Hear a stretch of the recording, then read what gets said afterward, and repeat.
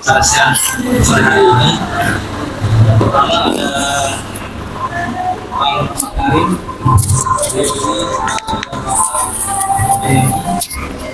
dia juga dosen juga. Dia tadi materinya dan putih sebagai bangsa dan negara, bang ya. Yang berikutnya ada ketua umum juga dari PBMI. Saya juga Yuna. Yang berikutnya ada saudara saya juga Helwani, beliau ketua umum Nelayan Tepian Negeri. Yang berikutnya ada saudara saya juga Reza Maulana, dia juga sebagai ketua umum Komite Nasional Komite Nelayan Tradisional Indonesia di Jakarta Utara. Berikutnya juga ada Bang Budi Santoso. Bang Budi Santoso ini jauh-jauh dari Tulungagung. Kebetulan beliau lagi di Jakarta sehingga beliau berkenan hadir. Beliau juga banyak membina beberapa nelayan di Tulungagung. Yang berikutnya saudara saya juga satu kampung, Ahmad Jeffrey. Beliau adalah salah satu tokoh muda komunitas nelayan di Pulau 9 di Kabupaten Sindai. Nah, saya sebagai pengantar saja, kita memulai kegiatan ini berdasarkan apa yang terjadi di nelayan di hampir seluruh Indonesia. Yang beberapa hari yang lalu sejak Senin, Selasa, dan seterusnya itu melakukan demonstrasi akibat dari ada salah satu topik peraturan pemerintah yang cukup mengganjal bagi mereka. Salah satunya itu peraturan pemerintah nomor 11 tahun 2023 tentang penangkapan ikan terukur yang dikenal dengan singkatan PIK. Nah, peraturan ini sebenarnya dimulai itu tahun 2023, tapi melalui surat edarannya Pak Menteri Kelautan dan Perikanan yang saya baca itu yang dikirimkan sama saudara saya Pak Zakir, ada beberapa hal yang sedang direview, ditunda, dan kemudian diimplementasikan. Saya merekap beberapa hal yang kemudian disampaikan oleh para nelayan ini. Yang pertama itu soal zonasi dan kota. Zonasi dan kota itu untuk nelayan tradisional dan nelayan kecil itu hanya diberi akses dalam peraturan ini sejauh 12 mil. Inilah yang kemudian beberapa nelayan juga melakukan protes. Kemarin yang saya dengar itu, saya baca di beberapa media, yang tadinya mereka bisa mendapatkan ikan dalam satu hari itu 30 kilo per nelayannya, cuma dengan peraturan itu dibatasi sehingga mereka 2 kilo aja susah. Terus yang berikutnya lagi, ini juga yang menjadi poin kita, apakah kemudian kita sepakati seperti apa peraturan pemerintah ini yang soal zonasi 12 mil itu. Kemarin juga saya diskusikan sama beberapa salah satu komite juga menyampaikan bahwa tidak memungkinkan ketika ini berlaku untuk semua daerah. Ada daerah yang kemudian memang ikannya itu cukup berlimpah di ukuran 12 mil itu. Tapi ada juga daerah-daerah yang sudah tidak bisa lagi berada di situ. Mau tidak mau harus menjangkau lebih luas. Terus yang berikutnya lagi, selain soal zonasi dan kota itu, ada satu hal yang paling penting menurut saya, soal pembiayaan pembelian alat deteksi nelayan atau dikenal dengan SMS, Vessel Monitoring System, yang saya belum tahu persis angkanya, cuma di angka sekitar belasan juta. Dan konon informasi yang kita dapatkan itu akan diupdate per 1 tahun. Nah, saya diskusi sama beberapa komite juga menyampaikan bahwa apakah ada peralatan lain sebagai peralatan alternatif yang ditemukan oleh anak bangsa kita yang bisa menurunkan harga itu, yang pertama. Atau apakah pemerintah memberikan subsidi yang kita diskusikan hari ini, apakah potensinya bisa memberikan subsidi kepada nelayan kecil atau seperti apa?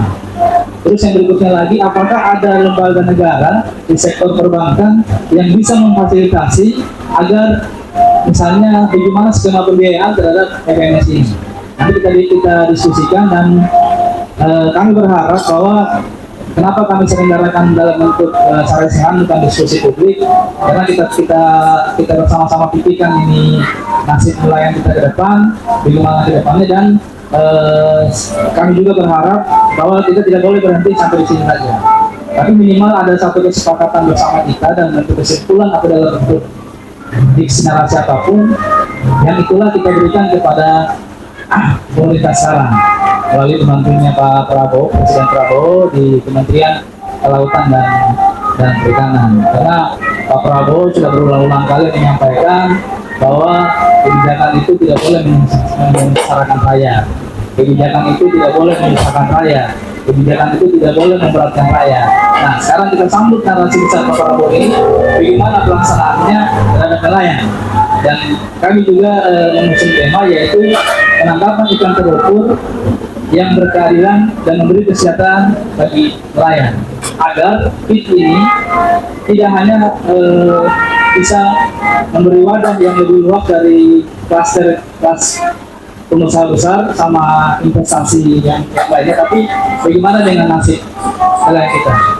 Nah, mungkin itu saja dari saya. Selanjutnya yang kita akan diskusikan, saresehan ini sebenarnya bentuknya kita duduk bareng, semua orang bisa menyampaikan pendapatnya. Cuma dalam list kami yang masuk dalam yang pokok memberikan pemikiran, ada beberapa orang yang tadi disebutkan namanya. Mungkin saya beri kesempatan yang pertama kepada Pak Muhammad Karim sebagai senior kita juga di perikanan. Silakan Pak. Assalamualaikum warahmatullahi wabarakatuh.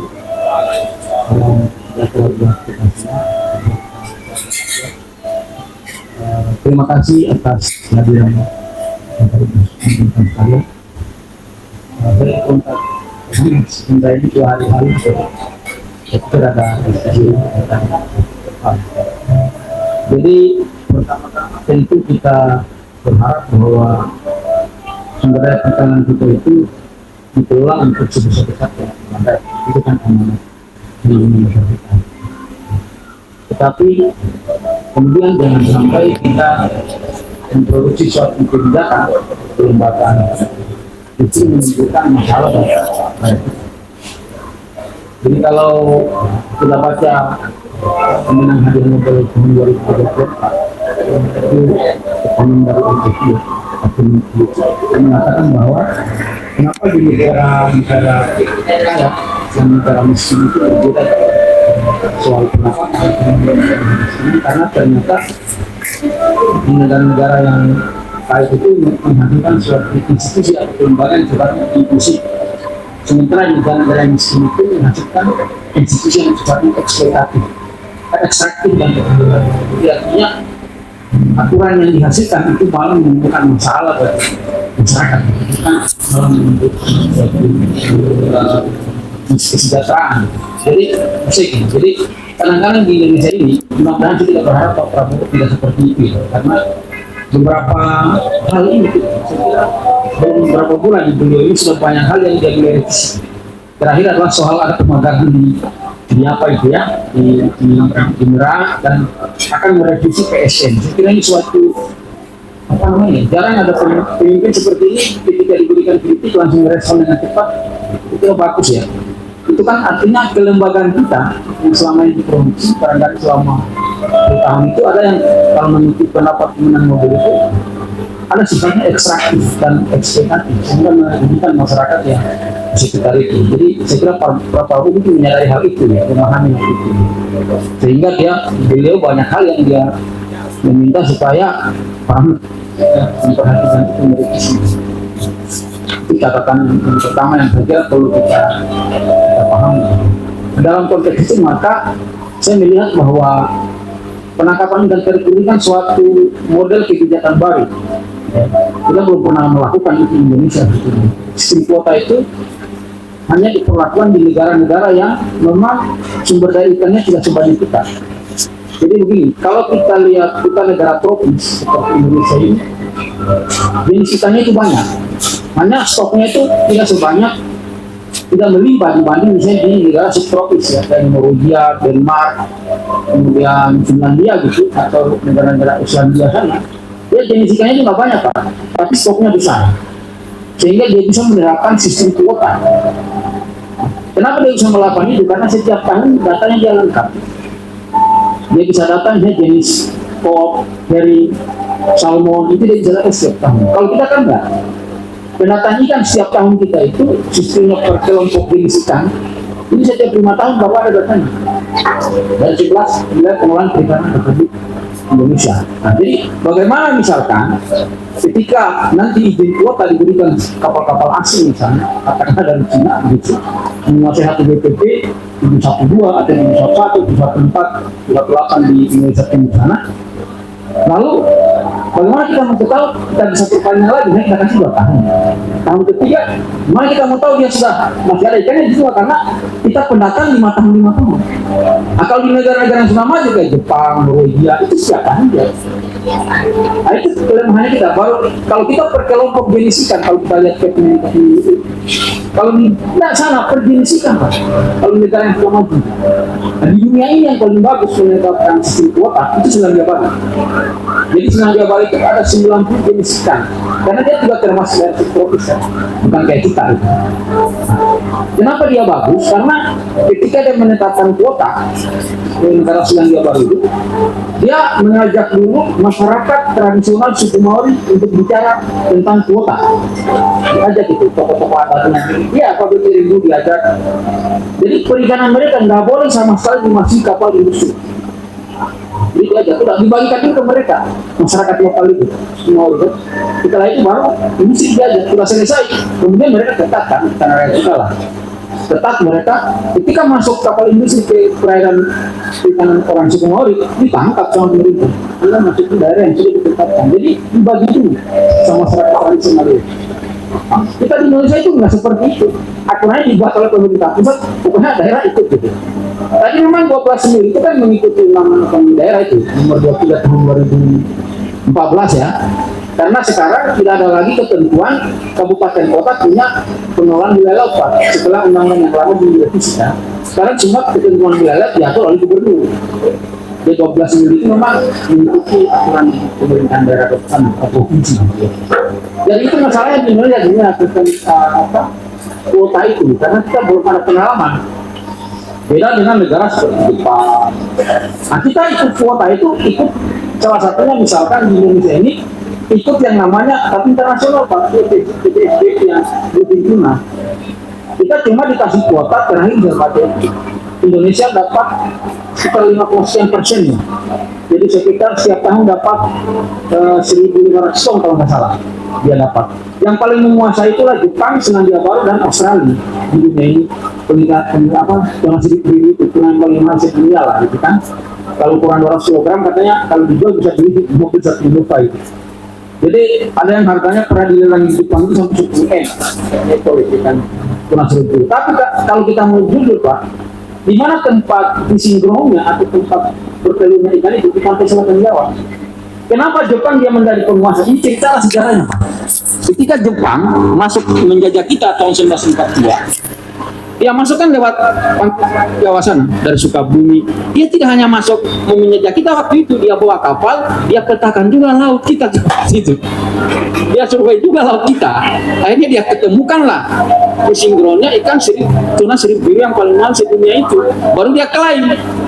Dia klaim, ternyata Australia nggak bisa kewajib, harus kita juga kata Australia kan, karena dekat dengan keberadaan dia juga kan, sama Selandia Baru, bikinlah namanya organisasi tentang perikanan sirip biru di seluruh dunia. Nah, penguasanya 3 negara itu awalnya Jepang, Selandia Baru sama Australia. Lalu kemudian masuklah Korea Selatan, Indonesia, lagi ada 11 negara yang negara-negara itu. Nah, disitulah sebetulnya itu saja yang pernah Indonesia itu kuota sebetulnya. Jadi kita belum ada pengalaman gitu, sehingga memang saya agak bingung kalau misalkan di WPP atau tiap WPP itu ya ada sih data-data ikan, tapi sistemnya kelompok ikan. Dia sebut misalnya pelagis besar, pelagis kecil gitu. Kayak tadi misalnya ikan itu kan demersal itu, kalau ikan apa namanya tadi, kakap merah, kemudian ikan kerapu gitu, itu masuk kategori demersal dia. Nah, tidak ada misalkan di Indonesia ini kita berapa stok kakap merah di perairan Indonesia, nggak ada Pak. Kalau tanya itu sampai DKP sampai kiamat dia tidak bisa jawab gitu. Dia tidak akan bisa jawab karena kita tidak ada stok assessment itu. Nah, itulah kemudian yang menjadi keraguan saya kalau itu diterapkan di Indonesia sistem kuota itu.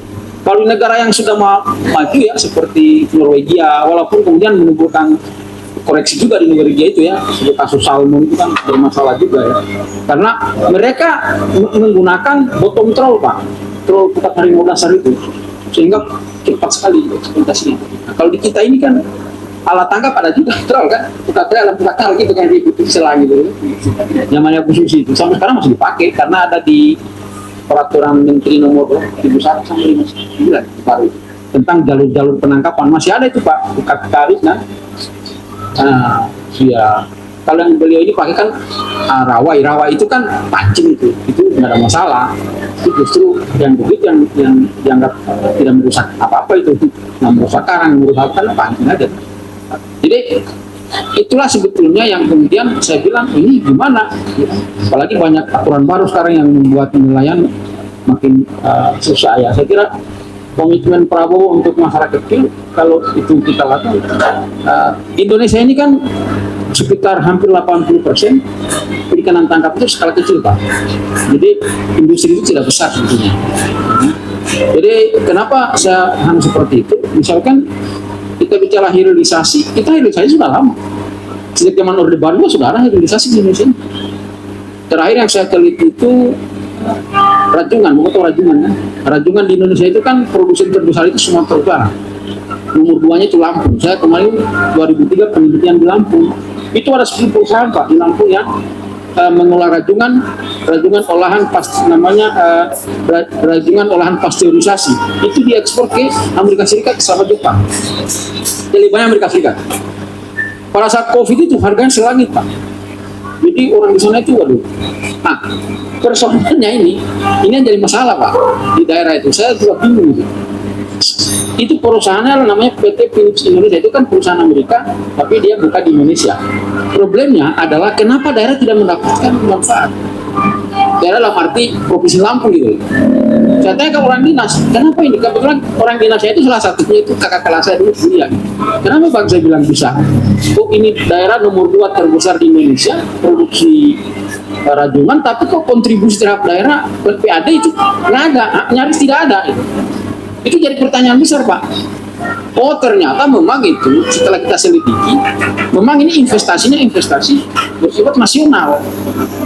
Ya izinnya di pusat ya kan, jadi ternyata itu sudah ditarik dari pemerintah pusat ininya apa kontribusi retribusi apa semua itu pajak dan sebagainya itu, sehingga para provinsi itu kecil sekali gitu, hampir tidak ada itu.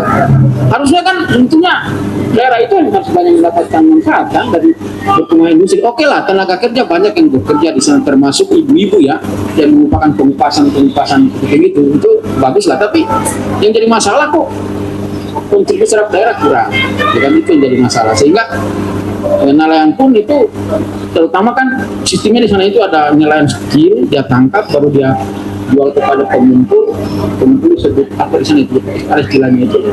Pemumpul lagi sana, pengolah juga. Jadi dia ngolah setengah jadi, nanti terakhir itu dipasteurisasi di perusahaan itu, langsung diekspor ke Amerika Serikat. Jadi harganya dia beli dari nelayan itu 80 sampai 120 ribu, tiba di pengupasan ini dia kupas, dia jual menjadi 400 ribu ke perusahaan tadi. Nanti perusahaan itu dia jual ke Amerika, itu dia juga pasti lebih. Angkanya kita dapat. Jadi jalur anunya itu besar sekali selisihnya. Tapi sebetulnya problemnya adalah di Lampung itu Pak. Jadi masih ada nilai ini ketergantungan sama bos-bos tadi itu ya, pemumpul itulah. Itu jadi masalah terutama dalam kembali ke perikanan terumbu. Memang kalau saya lihat di pembagian zonanya itu lebih banyak kepada industri. Zona untuk perikanan industri. Kalau saya tidak salah itu berapa ya? Dari 11 PPP itu sebagian besar untuk industri itu. Untuk nilai skala kecil hanya beberapa aja. Itu yang jadi masalah kan sebetulnya. Jadi padahal sebetulnya kalau kita menurut saya, kenapa sih kita tidak membangun perikanan nasional kita sendiri? Tidak harus mengundang Thailand, Vietnam, gitu, Cina, gitu. Kan mereka itu kan ingin itu masuk itu dapat kuota kan? Karena kalau sudah dapat kuota, kuotanya bukan satu bukan satu jenis ikan Pak, satu WPP. Kan dia kuasai semua. Lantas kalau dia kuasai itu bagaimana nilai-nilai kita? Seperti beliau ini di NTT kan, mau bersaing sama kapal Cina gitu. Kan nggak mungkin gitu Pak. Dalam catatan saya, Cina itu Pak, salah satu negara yang paling kuat dalam perikanan dunia Pak. Kenapa? Karena dia subsidi semua BBM. Di dunia itu subsidi BBM, sehingga ada sebuah penelitian yang mengatakan bahwa Cina itu adalah produsen emisi karbon terbesar dalam perikanan tangkap di dunia. 50 juta ton per tahun CO2 dihasilkan. Jadi Cina itu dia tidak peduli dia. Di perairan laut lepas, dia subsidi juga kapalnya. Dan menggunakan troll kalau ke laut lepas. Cina itu. Bayangkan kalau dia masuk itu kan, dia sudah subsidi BBM, dia tenaga kerja dari dia, kapalnya sudah canggih, lantas kapal beliau ini kemana? Kan bisa terusir kan dengan sendirinya kan begitu. Nah itu yang saya bilang, jangan sampai kita bikin PIT ini menguntungkan kapal asing, sementara kapal-kapal nelayan kita di negara ini yang mensejahterakan masyarakat kita malah terusir gitu. Jadi sebenarnya catatan kritisnya ya dari PIT, saya bukannya tidak sepakat dengan kebijakan pemerintah, tapi kita lihat dulu gitu, ini menguntungkan siapa ini? Kalau menguntungkan rakyat oke lah, tapi kalau enggak ya jangan gitu kalau saya. Itu yang jadi masalah sebenarnya. Jadi itu aja untuk pengantar dari saya. Terima kasih. Assalamualaikum warahmatullahi wabarakatuh.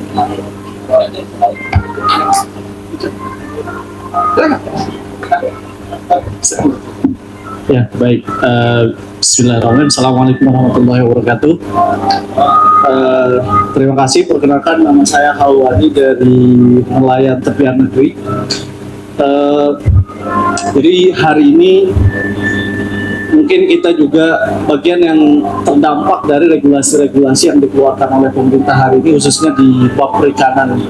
Kami di Peduli Tepian Negeri ini sebenarnya NGO Pak, NGO yang concern untuk memberdayakan masyarakat pesisir.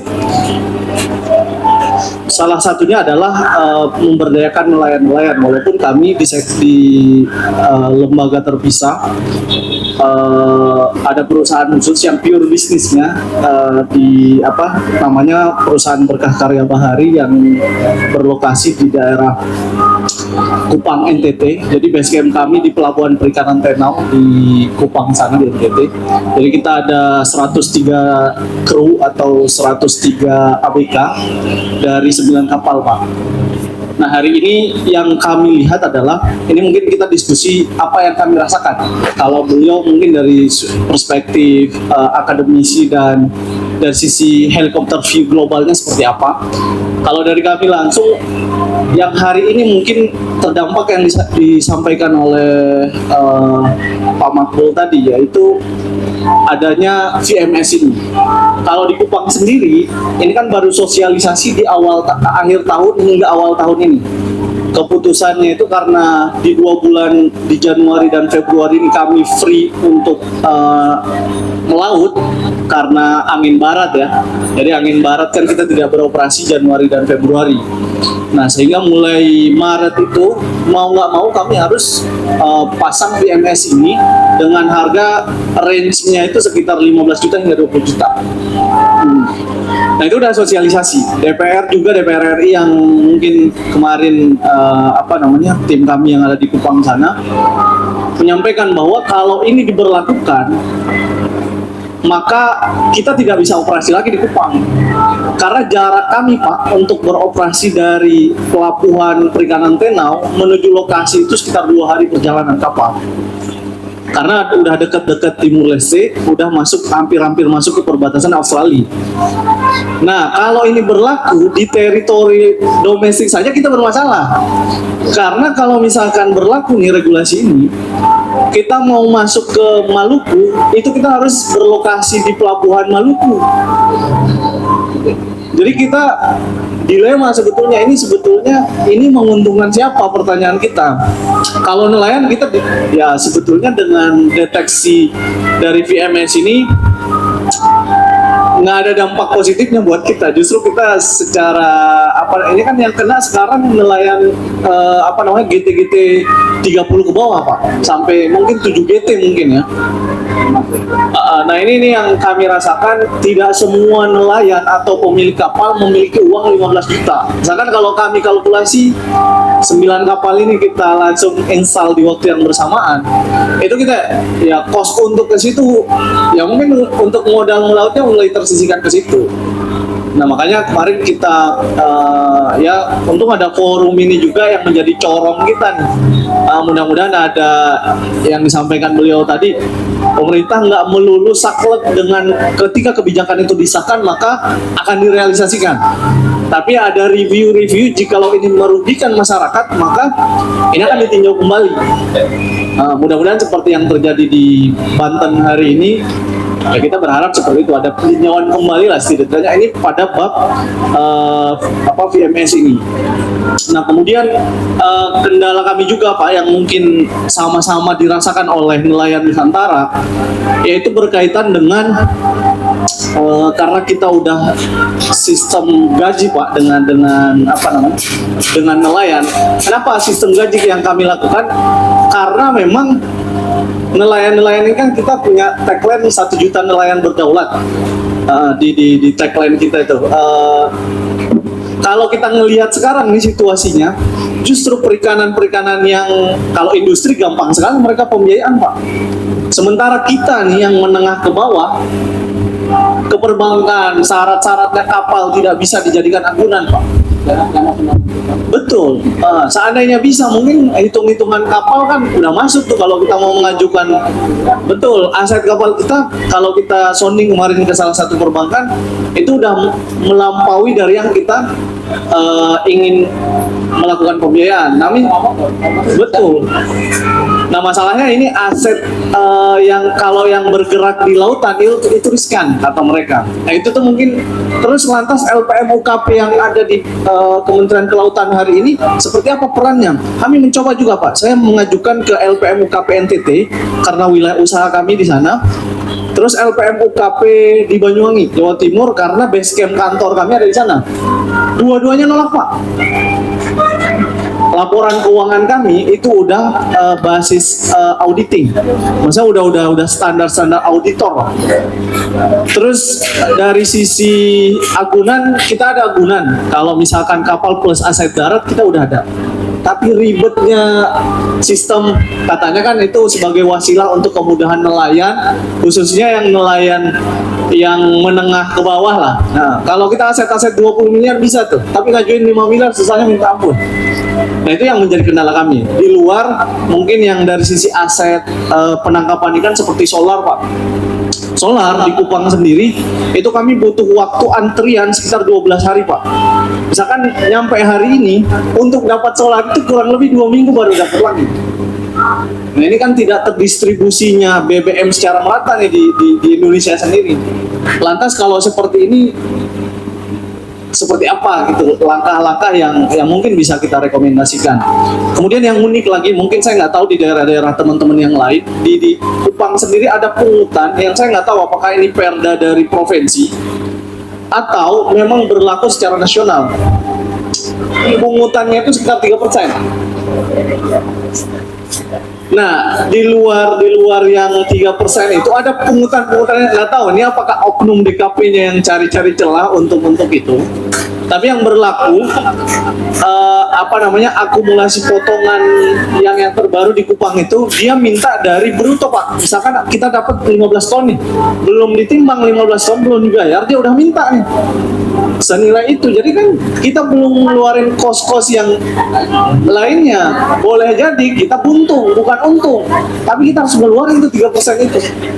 Nah inilah maksud saya nggak tahu apakah ini semuanya sama di wilayah Indonesia. Kebetulan kami di NGO Peduli Tepian Negeri ini ada di 5 provinsi Pak. Salah satunya di NTT, Kalianda Lampung, daerah Sumeneb Madura, kemudian daerah Garut, selatan sana, daerah Pamempek, sama daerah-daerah Pangandaran sana. Namun saya lihat di Indonesia Timur ini celah untuk, mohon maaf, DKP bermain itu besar peluangnya, kira-kira seperti itu. Nah, itu mungkin pengantar diskusi dari keresahan-keresahan kami sebagai nelayan muda yang hari ini kita mungkin kalau mau mencari saya nggak tahu apakah nelayan ini sebagai nomenklatur profesi juga, yang hari ini langka sekali kita untuk mencari talent nelayan muda, bahkan nggak ada kali ya yang mau jadi nelayan muda. Pesan dari kami ya, kita tidak datang untuk takut pada masa depan, kita datang ke tempat ini untuk membentuknya. Terima kasih. Assalamualaikum warahmatullahi wabarakatuh.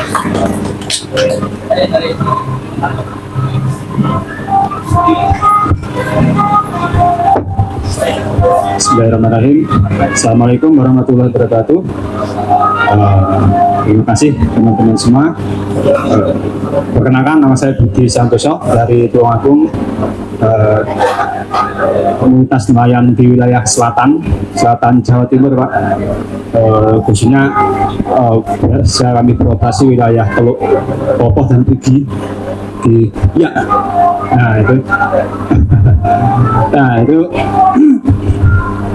secara keseluruhan, alhamdulillah proses produksi perikanan di tempat kami berjalan lancar gitu ya. Jadi terkait yang tadi disampaikan penangkapan ikan secara terukur itu, saya belum juga dapat istilahnya punya seperti apa, parameter terukurnya seperti apa gitu kan. Karena di tempat kami pun tidak begitu memperdulikan itu terukur seperti apa, tidak lagi, karena gini, logika kami, ya kami bekerja cari ikan ini atas usaha-usaha kami sendiri, tidak ada campur tangan pemerintah juga, ngapain dibatasi gitu. Bahasa terukur kalau kami lihat kan bahasa untuk membatasi ya. Nah, untuk pembatasan ini variabelnya ada apa gitu kan. Tadi sempat saya diskusi sama Bang Haji juga, aturan ini sebenarnya terukur untuk apanya gitu loh kan. Tangkapannya kah, jenis ikan yang ditangkap kah, atau pembatasan kapasitas kargo kapalnya kah, itu kita belum tahu pasti. Itu dasar pertimbangan pembuatan peraturan yang disampaikan Pak Kahim tadi, itu yang benar seperti itu loh. Nah, itu yang pertama yang terkait dengan itu juga. Kemudian perairan kita ini luas, panjang gitu kan. Kita ini sebisa mungkin mendorong kegiatan perikanan ini merata di seluruh Indonesia gitu kan. Nah, kalau tiba-tiba ada pembatasan ini, ya apa itu nanti malah tidak menyusutkan orang mau cari ikan gitu kan. Memang tidak semangat gitu, jadi tidak semangat gitu. Jadi yang disampaikan Pak Kan tadi 100% betul. Saya juga tahu semua data-data itu. Kami kebetulan di pantai selatan Jawa memang sering nelayan-nelayan kami dapat bluefin juga. Tapi itu kalau kami berlayar mungkin sekitar satu hari perjalanan di mil 70 ada Palung, itulah tempat-tempat bluefin tuna di situ. Jadi, tapi nelayan kami nggak bisa menjangkau ke situ, Pak, karena perikanan kapal-kapal kami itu bantu fishing rata-rata. Bantu fishing, karena hanya ada 3 kapal yang kelas 30 GT itu kadang-kala dapat bluefin, yellowfin gitu. Nah, itu catatan kami, kondisi kami yang ada di perairan selatan kami di Tulungagung.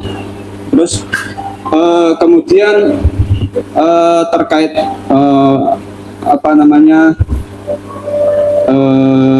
pungutan di kami, alhamdulillah tidak ada banyak pungutan seperti itu. Jadi ya lebih diserahkan ke mekanisme pasar kalau di tempat kami. Jadi berjalan normal. Terus kemudian untuk sekedar informasi aja yang meneruskan tadi yang disampaikan Pak Karim, memang selatan Jawa itu potensi kita sangat molek, sangat molek. Saya 2000 berapa tadi yang project Inkamina itu 2012 ya. Nah itu saya sempat waktu itu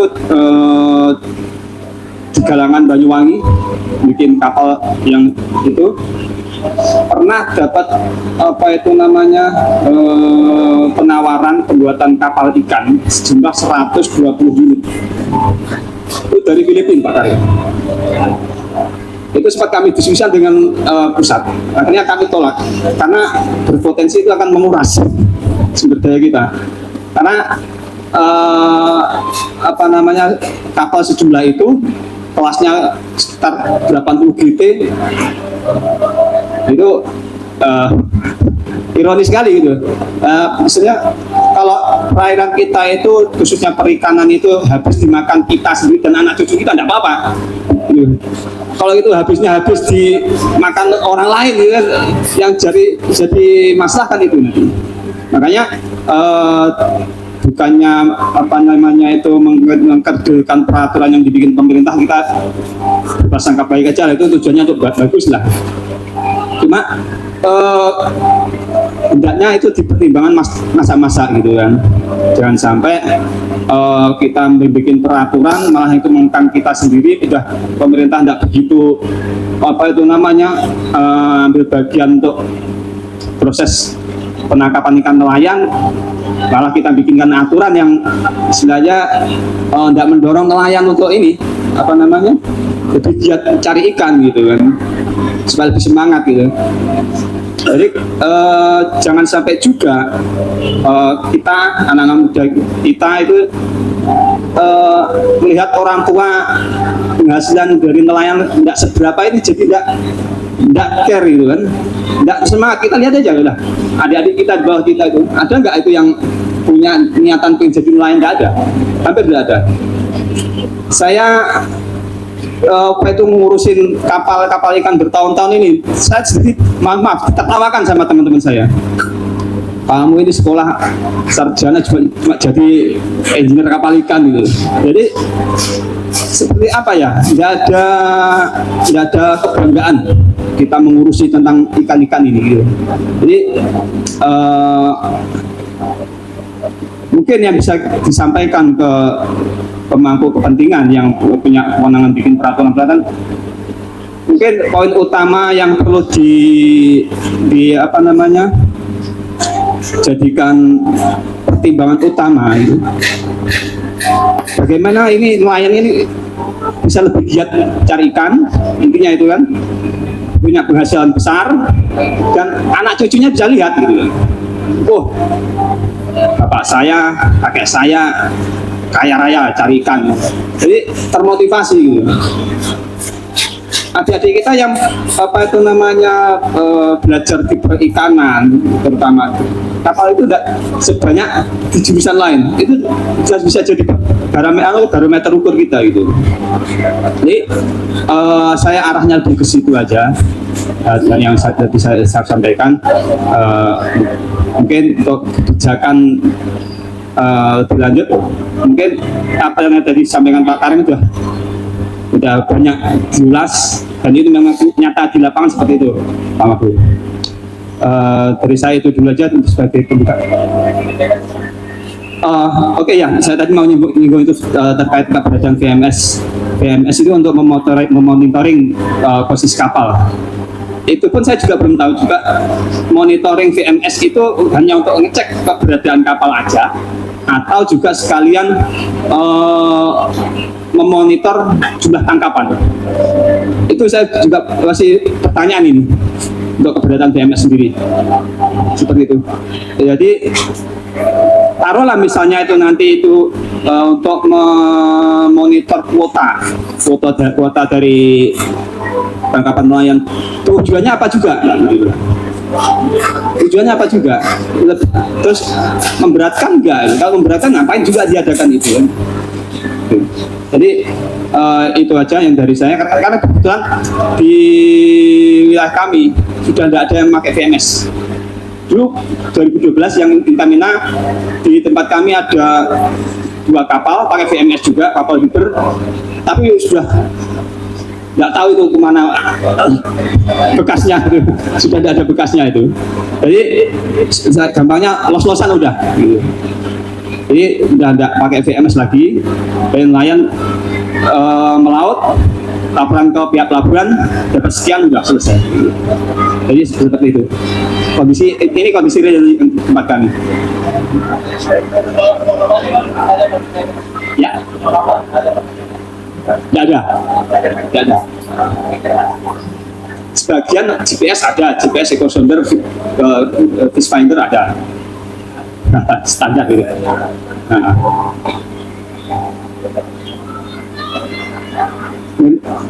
Mungkin dari saya pembuka seperti itu. Mungkin berlanjutnya nih setelah kita semua panelis. Saya silakan. Terima kasih. Bismillahirrahmanirrahim.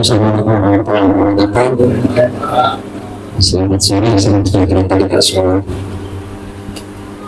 Ada beberapa problem yang kemudian hadir terkait dengan peraturan Menteri Nomor 28 Tahun 2023 serta peraturan pemerintah Nomor 11 kalau tidak salah. Ini tidak linear atau bertolak belakang dengan Undang-Undang Dasar Pasal 33 Ayat 3. Bagaimana pasal 33 ayat 3 itu menyatakan bahwa bumi, air dan isinya itu dimanfaatkan seutuhnya, sebesar-besarnya untuk kepentingan rakyat. Dalam buku Paradoks Indonesia Bapak Haji Prabowo Subianto, beliau mengupas tuntas terkait itu. Bagaimana kekayaan alam ini harus dinikmati betul oleh rakyat Indonesia. Ada beberapa contoh kebijakan-kebijakan yang kemudian dikeluarkan oleh beliau, belum 100 hari kerja, tapi sampai hari ini itu bermanfaat untuk masyarakat. Bukan hanya terkait tentang kebijakan yang baru, tetapi ketika ada kebijakan yang lama itu direvisi oleh beliau. Mudah-mudahan kebijakan yang kemudian lahir di tahun 2023 ini terdengar oleh beliau dan ditinjau kembali oleh beliau, karena memang aturan ini sangat-sangat tidak bermanfaat oleh masyarakat. FMS itu tidak berguna, Pak. Ada GPS kok, ada standar. Ngapain kita harus mengeluarkan biaya produksi kembali untuk operasional terhadap sesuatu yang tidak urgent, ya kan? Ini sangat-sangat tidak urgent. Muncul pertanyaan, ini FMS ada nggak kaitannya dengan korporasi? Pasti ada dong. Wahyu Trenggono ini asalnya dari mana sih? Ya kan? Kalau saya nggak salah dia salah satu milik Power Bersama Group yang backgroundnya itu main satelit. FMS ini pakai satelit, Pak. Ya kan? Ada apa? Ini dia. Ini pertanyaan besarnya, ada apa? Apakah ini kebijakan dikeluarkan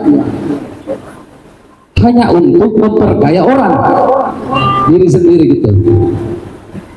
Kemudian di Kabupaten Sinjai tempat saya berasal, Pak, ada 600 nelayan yang berprofesi 600 nelayan. Mata pencarian umumnya di sana adalah nelayan.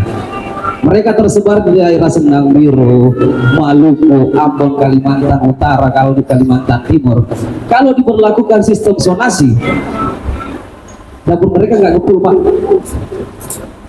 Dengan jarak 12 mil dari sini mungkin sampai ke Bulukumba aja tuh. Sementara ikan yang ada di sana sudah sangat-sangat kurang. Mau nggak mau mereka harus keluar. Cek. Mau nggak mau mereka harus keluar untuk mencari ikan. Begitu. Hal yang paling mendasar sebenarnya ini saya sampaikan bahwa pemerintah harus hadir untuk bagaimana pro terhadap rakyat. Kebijakan yang harus dikeluarkan nggak usah muluk-muluk, Pak. Mana ada kapal yang berlayar tidak memakai solar, ya kan? SPBN yang hadir hari ini itu hanya 40 sampai 220 KL per bulannya, sementara satu nelayan itu membutuhkan 250 KL per bulannya. Mana peraturan yang ribet? Harusnya ini dulu yang dibenahi. Bagaimana sistem energi ini rujukan untuk dituntas, karena instansi itu mungkin yang mengeluarkan terkait tentang SPBN. Bagaimana SPBN itu dipermudah untuk nelayan, kalau bisnis tentang harganya kayak gitu. minimal satu harga. Misalkan ada kebijakan di Papua. Papua ini kan yang tadinya 16.000 per liter diberikan kebijakan BBM satu harga. Kenapa tidak untuk nelayan? BBM satu harga, SPBN diperbanyak, kemudian BBM satu harga dipergunakan. Bayangkan saja loh Mafia Solar, kita belinya 6.000 sekian subsidi kan. Kalau hanya kuotanya tidak mencukupi, gimana caranya kita melaut? Ya mau nggak mau kita harus beli dengan harga yang mahal. Ditambah lagi kebijakan FMI, selesai di barang Pak. Pungutan daerah itu tidak kembali modal. Gimana kiranya kalau misalkan nelayan serentak untuk tidak melakukan aktivitas nelayan, tidak jalan makan sehat politisi, ya kan? Enggak ada ikan. Oke lah, misalkan di daerah pegunungan menunya ayam, tetapi di daerah perairan kelautan, sementara kita negara maritim loh. Ada 300 kabupaten yang makanannya itu harus ikan. Nah kalau nelayan tidak melaut, nggak jalan programnya Bapak. Seperti itu. Jadi satu kebijakan dengan kementerian ke kementerian yang lain itu harus sinkron. Mulai dari energinya, jangan sampai lagi banyak. Mulai dari energinya yang harus kita benahi betul. FMI sampai hari ini saya bilang tidak ada gunanya. Sangat mempersulit 15 juta sampai 18 juta untuk biaya FMS itu.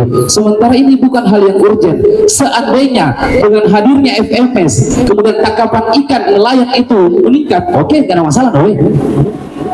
Tapi kalau hanya untuk mendeteksi keberadaan kapal nelayan Indonesia Pak, tanpa itu pun mereka sudah paham. Apalagi di daerah-daerah Sulawesi Selatan yang kita bilang mau ada mesin ataupun mau ada GPS ataupun tidak ada GPS, mereka pergi mereka pulang kok tanpa harus adanya GPS, karena ilmu dari nenek moyang itu.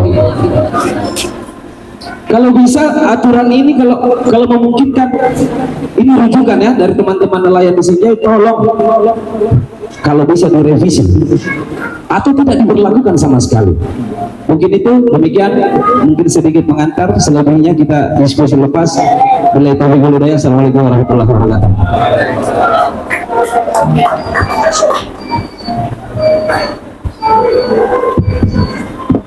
Assalamualaikum warahmatullahi wabarakatuh. Saya Riza dari Persatuan Nelayan Tradisional Jakarta Utara. Jujur terkait PIT sendiri sama seperti kawan dari Tulung Agung, kita juga nggak tahu pasti apa itu PIT, karena apa yang mau diukur, apa yang mau dibatasi, sementara di Teluk Jakarta sendiri ikan itu terbatas. Permasalahan mulai dari hasil tangkapnya sampai zona tangkapnya yang semakin cenderung berkurang di Teluk Jakarta karena industri pesisir yang makin cepat, limbah, sampai kawasan-kawasan objek vital seperti pelabuhan yang nelayan kalau masuk juga ditangkap. Jadi apa yang mau lagi dibatasi kalau tempat-tempatnya itu terbatas. Beberapa hal yang memang sebenarnya untuk nelayan kecil khususnya dan tradisional di Teluk Jakarta, permasalahan-permasalahan lain yang lebih penting yang harusnya dikeluarkan suatu kebijakan untuk mengatasinya, mulai dari limbah di sekitar Teluk Jakarta sampai zona-zona tangkap yang sekarang cenderung berkurang karena reklamasi, PSN dan lain sebagainya. Kalau di bawah 12 mil di Teluk Jakarta ya itu pasti nggak dapat apa-apa karena mayoritas limbah. Nelayan kecil di Teluk Jakarta bahkan dengan kapal seadanya itu nyeser sampai ke hampir ke Kepulauan Seribu baru bisa dapat ikan, dan itu pasti nambah kos, nambah ya BBM, nambah perbekalan dan lain sebagainya, yang juga kebanyakan terganggu dengan ribetnya sistem rekomendasi BBM. Terus juga kami seperti kayak nggak mau tahu ya, bener lah ya udah ntar berlaku atau enggak itu urusan belakangan lah. Kalau kan nyarikan aja dulu. Jadi kayak ya lebih pada permasalahan sehari-hari kami. Kalau VMS sendiri, karena kami kebanyakan nelayan di bawah 7 GT memang nggak pernah ngurus, tapi kami pernah dengar bahwa VMS itu memang beli untuk ditangkap ya. Jadi kita beli VMS itu untuk diketahui lokasinya, salah WPP kita disamperin sama PSDKP, kurang lebih kayak begitu. Jadi itu aja sih catatan dari Jakarta Utara ya, karena memang kebanyakan memang belum tahu peraturannya sih Bang. Sekian dari saya. Assalamualaikum warahmatullahi wabarakatuh. Baik. Nah, terima kasih atas kesempatannya.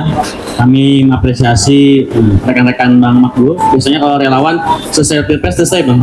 Nah ini masih membuka wadah untuk mendengarkan aspirasi rakyatnya ya, atau anggotanya.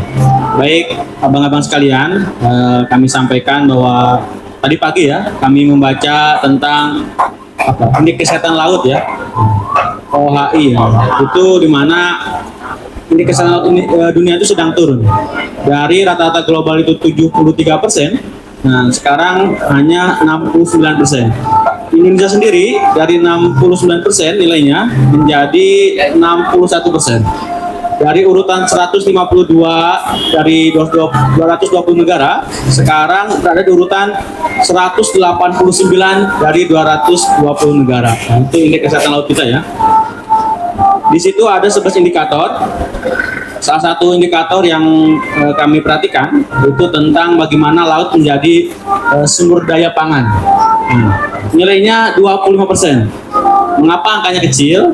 Kami lihat berdasarkan informasi di website tersebut, di data OHI itu, bahwasanya apa yang dilakukan oleh kita Indonesia terhadap pemanfaatan sumber daya laut maupun perikanan tangkap dan budidaya itu sangat kurang baik ya. Makanya nilainya hanya 20%. Dan setelah runut ya benar juga, kami melihat kawan-kawan kami di Sumatera Utara terutama ya, itu masih berjuang melawan masih maraknya troll dan lain sebagainya, ataupun di Kepri masih senggol-senggolan dengan kapal-kapal perikanan asing yang di backup oleh Coast Guard-nya, penjaga laut dari negara tetangga gitu. Jadi kalau kita mau ditangkap, kalau mereka emang disuruh nyuri gitu, kan lebih gitu. Nah, kemudian karena saya tadi terlanjur informasikan soal Kepri ya, di Kepri itu mungkin kemarin teranyar itu soal penangkapan oleh polisi Marine Singapura ya. Jadi hal seperti itu sebenarnya banyak terjadi di anggota kami, kebetulan kami di juga bagian dari KNTI ya, kami di Badan Otonom Kepemudaannya, kami bagian dari KNTI, bahwasanya di Kepri itu Bapak Ibu sekalian, itu banyak sekali yang menyebabkan nelayan-nelayan kecil ya. Anggota kami kebetulan dari 7 gross ton sampai 1 ya, jadi jelas clear. Anggota KNTI ini dari 1 gross ton, dari 1 maksimal 7 gross ton sampai 0, sampai nggak ada kapal. Jadi di atas itu biasanya bukan anggota kami. Nah, banyak anggota kami nelayan yang kecil tersebut itu yang tidak sengaja memasuki ruang laut. Mungkin pertama karena kebiasaan nenek moyang, ikannya juga dikejar kan. Nah, gak beda halnya dengan kita nanam padi, nggak mungkin kita kejar-kejar padinya. Kemudian juga banyak juga kejadian iklim, cuaca, sehingga mengharuskan nelayan kecil ini terombang-ambing dan masuklah ke Malaysia, Singapura dan sebagainya. Kemudian juga tidak adanya pengetahuan atau teknologi yang digunakan. Jadi kalau PMS itu nggak tahu kami tujuan untuk apa ya. Sebenarnya kami di Kepri itu minta ada semacam teknologi yang bisa mengasih tahu kami bahwa kami ini memasuki perairan tetangga daerah Singapura dan sebagainya. Cuma kemana ada yang datang ke kantor kami itu ada yang nawarin harganya 7 juta. Nggak bisa kami belinya 7 juta per perahu itu. Namanya Nemo, itu dari Argos Indonesia. Semacam bisa gitu, semacam GPS dan sebagainya. Harganya 7 juta. Kami nggak bisa beli kalau segitu. Sebenarnya banyak teknologi yang nawarin perusahaannya ke kantor KNT itu. Cuma lagi-lagi teknologi belum bisa diakses murah oleh kita, oleh nelayan-nelayan kecil. Tadi juga teman-teman yang PMS ya juga keberatan. Kalau nggak salah Bang Makul itu harganya 15 jutaan. Nah, dan tadi kita pertanyakan fungsinya sebagai apa, pendeteksi dan sebagainya. Harusnya kan kalau deteksi bisa mungkin lewat GPS ya, jangan kalah sama mobil rental ya. Nah. Tapi bisa juga kenapa ada PMS ini, mungkin selain tadi disampaikan oleh abang dari Sinjai ada kepentingan pribadi. Nah, bisa juga ini adalah cara KKP mengakali kemampuan dia memberikan pengamanan ya. Kenapa? Karena kami dengar kalau tahun lalu itu anggaran keamanan untuk KKP itu bisa bertahan 100 hari. Nah, kami dengar anggarannya sekarang Bang Makbul cuma 28 hari. Nah, itu mungkin cara mitigasi atau adaptasi KKP mungkin ya, sehingga dibebankannya ke masyarakat. Nah, itu bisa dicek lagi. Jadi mungkin nanti bisa didorong ke Pak Prabowo gimana anggaran laut ini jangan dibebankan ke masyarakat tapi oleh negara. Kan instrumennya banyak, ada Bakamla, TNI, apalagi itu, SDKP, Bea Cukai bahkan ikut-ikutan ya, kadang-kadang. Oke, itu soal tadi PMS ya, teknologi. Jadi teknologi itu penting, tapi soal keamanan jangan dibebankan ke kami. Kemudian soal zonasi, tentu ini banyak persoalan ya, karena lagi-lagi saya sampaikan bahwa sudah kebiasaan nenek moyang, apalagi nih nelayan dadap ya, kalau 12 mil bisa mentok kupik gitu. Nah itu nggak tahu mulainya dari mana dan sebagainya, sudah dicek juga. Kemudian juga ada tambahan, mungkin bukan dari anggota KNT ya, tapi dari rekan-rekan yang memiliki kapal 7 sampai 30 gross ton lah. Mereka bilang ya kalau di atas 12 mil mungkin lagi keadaan normal bisa, tapi ketika cuaca ekstrim, nah mereka tidak bisa. Dan sebagainya itu harus dipertimbangkan ya, skema-skema gitu. Sebenarnya perlindungan itu ada di Undang-Undang 7 nomor 16 ya, 2016 ya, tentang perlindungan nelayan dan sebagainya. Di sana juga memuat tentang tugas negara itu tentang pemenuhan bahan bakar subsidi BBM dan sebagainya. Pertama untuk kapal di bawah 30 gross ton. Izin kami sampaikan, kalau tidak keliru datanya ya, itu baru ada 420 SPBUN di Indonesia. Dari kalau tidak keliru data desa pesisir itu ada 12.000-an atau 15.000-an lah kalau sama kelurahan. Jadi angkanya cukup jauh. Nah, jadi kalau Bapak tadi menyampaikan banyak yang SPBU, itu hampir semua anggota KNTI menyampaikan hal tersebut. Alhamdulillah kami sudah memulai ada 7 daerah yang memulai membangun SPBUN dan itu manfaatnya luar biasa. Nah, jadi nanti bisa catatan Pak Makbul, gimana caranya setiap desa itu ada SPBUN dikelola oleh koperasi anak muda. Karena kalau sama bapak-bapaknya, mohon maaf, biasanya urusan darat administrasi terbebani itu karena mereka ibaratnya full di laut. Nah, jadi itu harus yang megang, dan kami tidak yakin juga kalau itu yang megang misalnya para pengusaha besar karena untungnya kecil ya. Bang Rija ini beliau pengusaha SPBUN, untungnya berapa Bang per liter? 160 perak. Nah, jadi kalau buat pengusaha besar kalau nggak berjual sosial, nah itu nggak bakalan diambil tuh karena untungnya kecil. Nah, jadi harus ada dorongan, mungkin bisa diambil oleh negara karena itu sektor energi, atau mungkin dibantukan kepada mungkin koperasi-koperasi anak muda dan sebagainya. Itu soal energi ya.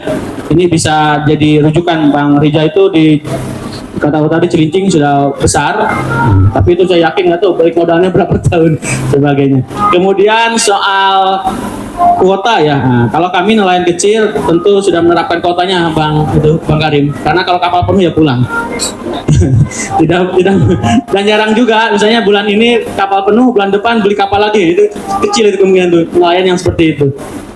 Bahkan nelayan kami di Ternate kalau sudah dapat 5 ekor yang ukuran 30 kilo itu pulang itu kalau di Ternate itu. Nah, hanya saja di Ternate Bang Makbul, dulu itu cuma 1 hari udah dapat tuh 3 ekor, 5 ekor bisa pulang. Sekarang harus 3 hari sampai 5 hari untuk mendapatkan 3 ekor 5 ekor tersebut. Kenapa? Karena banyak rumpun-rumpun yang berdiri di situ, sehingga si tuna itu tidak masuk ke wilayah zona nelayan kecil. Nah, mau tidak mau dengan alat produksi dalam artian kapal yang sama, harus berjuang ke medan yang berbeda gitu. Makanya kalau banyak angka kecelakaan di bulan Oktober, November, Desember, Januari, nah itu sudah bisa diukur lah kecelakaannya karena resiko melaut itu cukup tinggi ya. Bahkan ini salah satu mendorong anak-anak muda untuk tidak minat menjadi nelayan. Pertama resiko tinggi, kedua juga setelah hasil tangkapan ini didapat dijual belum tentu yang menyerap. Kawan-kawan kami di Sabang bulan Mei lalu buang-buang ikan, kayaknya tidak terserap. Kemudian nelayan kami di Madura di Sumeneb kalau nggak salah sekitar bulan September juga ikannya dibuang.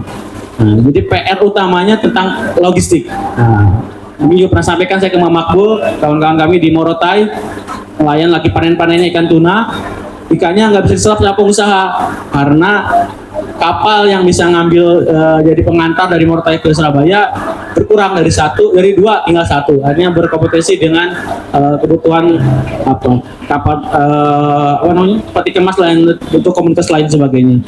Jadi itu beberapa catatan dari kami yang kami perlu tekankan dari anak muda. Itu pertama harus memulainya dengan memulihkan ekosistemnya dulu, sehingga ongkos nelayan ini murah gitu, yang harusnya bermil.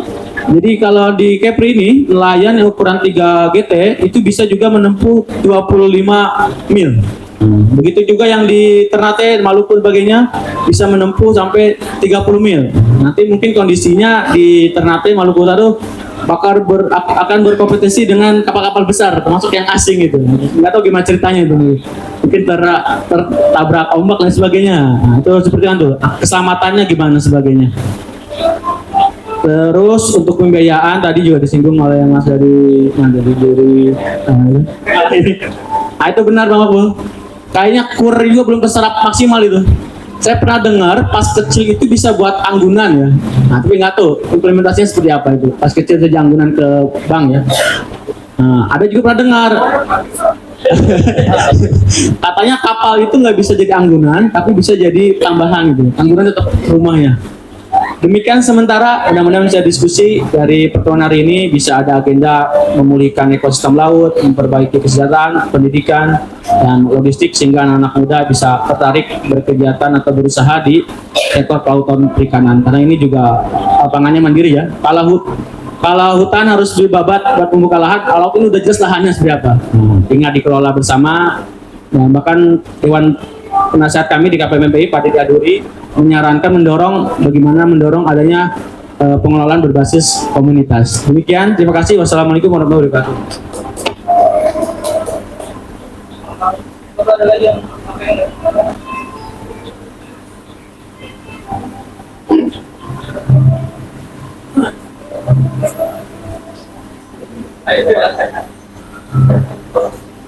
Siapa lagi yang ingin menyampaikan?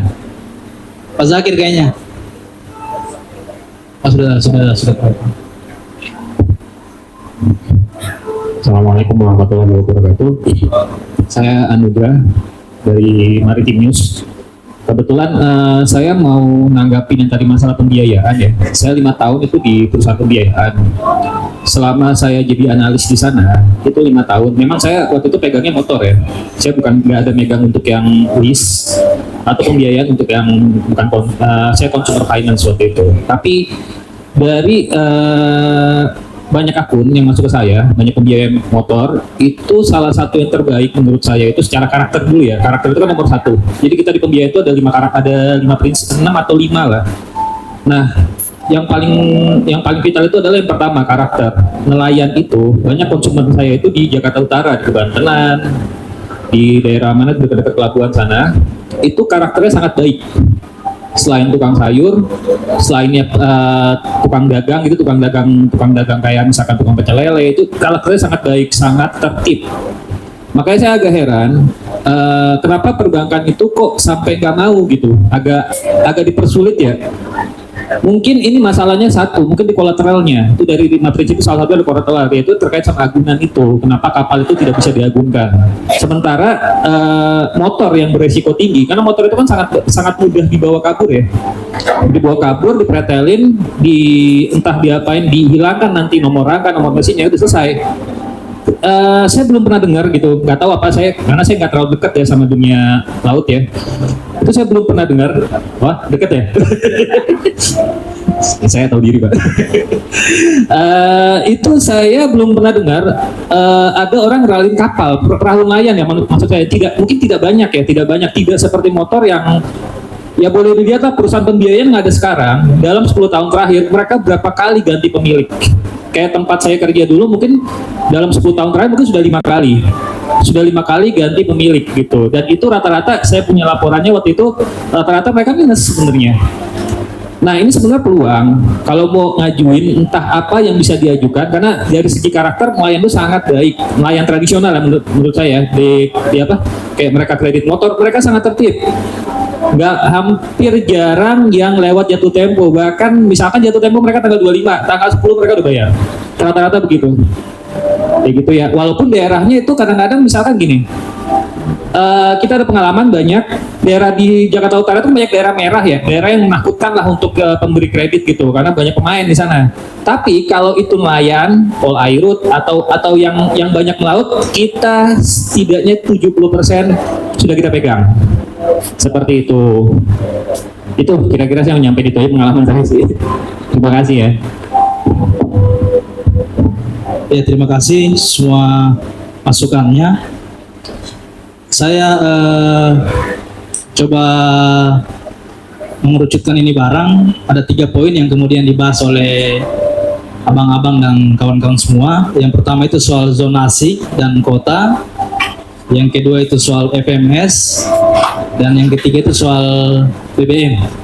Nah, maksud saya supaya pertemuan kita ini tidak hanya berakhir di sini, tapi kemudian bagaimana caranya kita bisa mendelivery pemikiran kita sama pemerintah agar didengarkan, dan tugas kita masing-masing kita bersama di sini untuk kemudian bagaimana kita memikirkan komunitas kita masing-masing, yaitu nelayan kita. Nah, mungkin kalau dari saya sih nanti kalau memang kita sudah menemukan kesimpulan baru, taruhlah hipotesis seperti itu, kita sudah yang akan melakukan mapping ke pemerintah harus kita bersama, nggak bisa hanya Ampera saja gitu. Maksudnya kita bersama-sama untuk kemudian menyatakan sikap kita di Kementerian Kelautan dan Perikanan seperti ini loh, sikap kita bersama dalam rangka kita berdiskusi hari ini.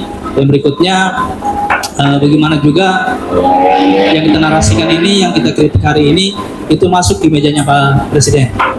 Karena banyak juga tadi yang disampaikan oleh teman-teman sekalian bahwa Pak Presiden ini agak gerak cepat untuk kemudian hal-hal yang berkaitan sama masyarakat itu selalu diubah atau selalu dimajukan. Nah, pertanyaannya satu simpel aja, apakah masalah yang kita bahas hari ini sudah sampai ke mejanya Presiden atau belum? Kalau sampai, saya yakin Pak Prabowo akan gercep. Gimana Pak Muzakir sebagai orang DPP Partai Gerindra?